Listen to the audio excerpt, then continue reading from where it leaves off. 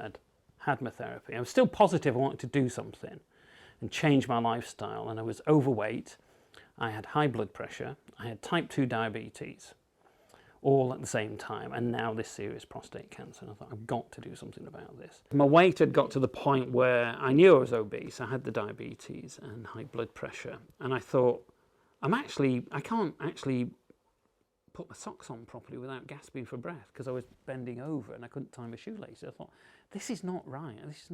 This should not be happening to me. I got diagnosed with pelvic radiation disease. I got involved with the Pelvic Radiation Disease Association and became a trustee, helping other patients cope with their therapy. And it was from that I decided I was going to run a charity race to raise money for them. So I decided to do the Manchester 10K run. And so I started running on my own around the park. The park is 500 metres around the lake. I've been in that park since I was a little boy, so it was very comforting. And I think that was quite important, to go somewhere familiar and comforting, and I could think and work things out. And my wife and I had spent a lot of time in that park all through our courting and married life, and all our big decisions had been made walking around that park, so that's where I went. And I couldn't get round this park in one go. I couldn't. I had to stop and walk 2 or 3 times just going around this lake. And my brother-in-law said, well, if you want a free place, I know a man who got a running club that they're under the council running. If you go there and have 10 sessions with him, you'll get a free place. I could not run between 2 lampposts without gasping, but it was a great club. I suddenly found why my daughter liked running so much, and it wasn't the running, because everybody hates the running bit. It was the social bit and the fact that everybody was in the same boat and everybody was so friendly and welcoming, and Steve and the other leaders. And they never left anybody behind. It was a bit like the Marines, we never leave a man behind. And they always had somebody at the back, and I was always at the back, and I started to run, and I hated it. It was horrible. And I also started to try and diet to get my weight down. And my weight did start to come down and then plateaued, but that was the hormone effect. But I did lose 1.5 stone simply by changing my diet to a sort of Mediterranean style.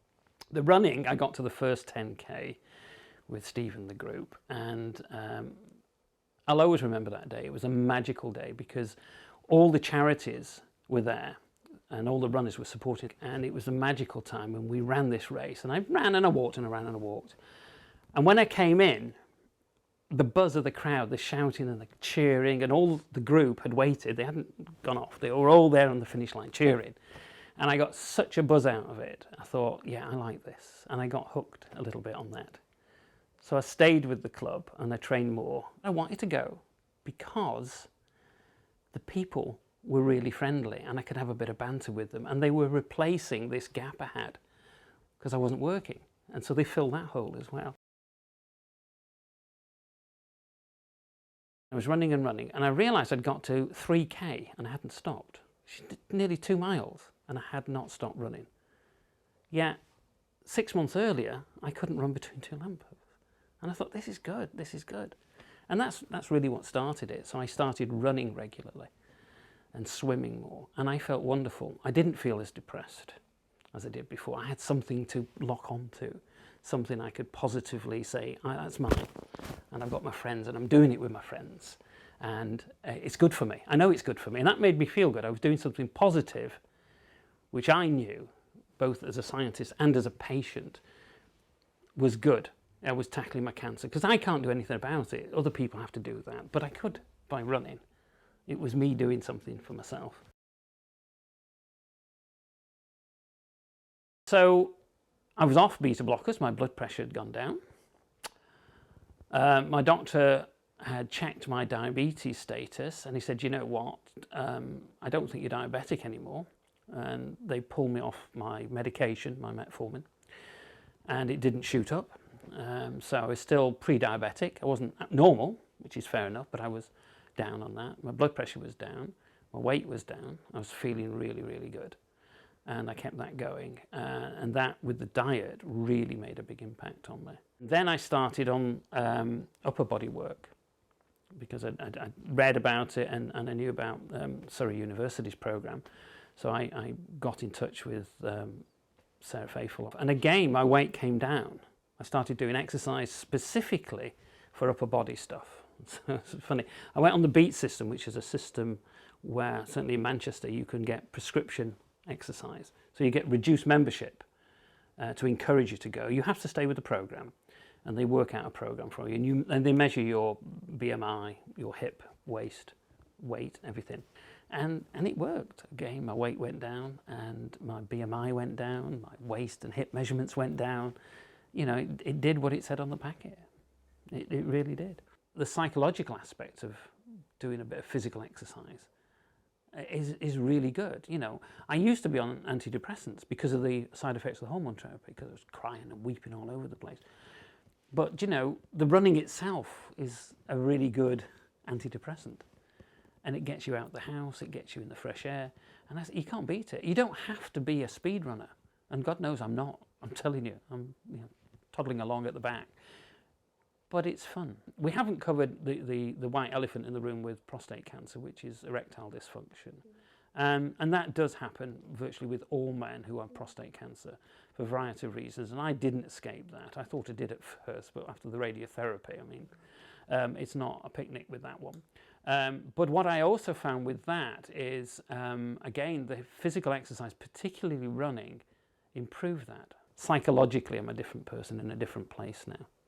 You know, my PSA dropped to non-detectable, my diabetes, as I say, I'm not diabetic, I'm pre-diabetic, let's be realistic. Blood pressure's down, everything's normalising, and my weight's down. It's still a way to go. And I feel in control now of my health as much as I can be.